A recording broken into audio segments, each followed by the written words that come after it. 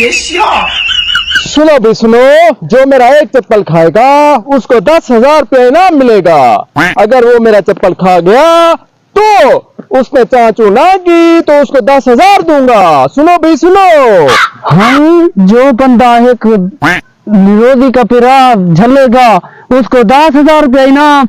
मैं झलूंगा, हाँ, जाकर मैं उसको देखता हूँ। आ जाओ, मैं आ गया हूँ। एक चप्पल मुझे लगाओ तो 10,000 रुपया इनाम दो मुझे। तो खड़े हो जाओ। हाँ, खड़े हो जाओ।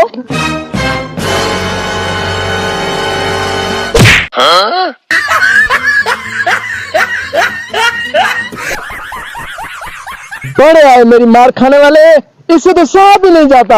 आ जाओ भी आ जाओ, 10,000 रुपया। जो मेरा एक चप्पल खाएगा 10,000 रुपया मिलेगा। अच्छा, इनको मार खाने दे, मैं थोड़ी देर में